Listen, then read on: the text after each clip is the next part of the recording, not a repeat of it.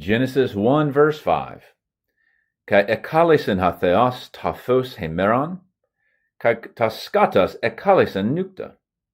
Kai egeneta hespera, kai egeneta proi, hemera mia. We'll start with this first verb here, ekalesin, which is third singular aorist active indicative. It's also repeated down here. The subject is hatheos, and this is from kaleo. Very familiar verb. God is calling or naming. So having created the light and the darkness and separated them, he is now calling or naming. That's a divine privilege of naming things. And so you have a double accusative as the object of this verb of calling. Both of these are accusative. So what is he calling? He's calling the light. And what does he call it? Hemeron, day. So it's almost like he's calling it day. That's the name.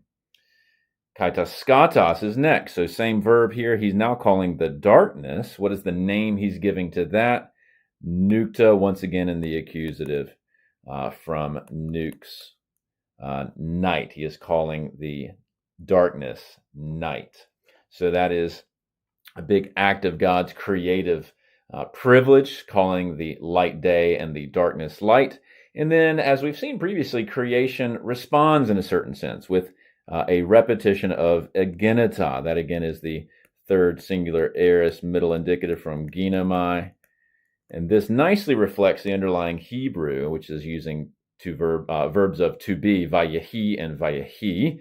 And so hespera, that is evening. It became evening, and then it became morning. Proi is morning. So there was night, there was morning.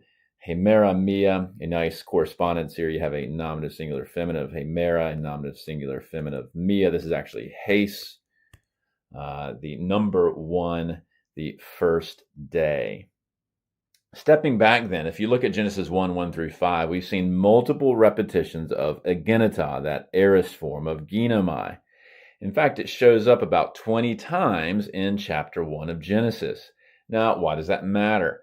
Well, I mentioned that John 1 is often riffing on Genesis 1, and there's a summary statement in John 1:3 about creation, where John says, Panta di autou, that is all things through him, namely Jesus, egeneta. And some translations in English will use were made, but I love the way that in Greek it's actually egeneta. He's drawing on this entire chain of ginomai verbs in Genesis. Look, everything is coming about through him. In fact, without Horus, without him, nothing, not even one thing, came to be. Jesus is this logos, this agent of egenetying, if you will, all things, tapping into the Greek of Genesis.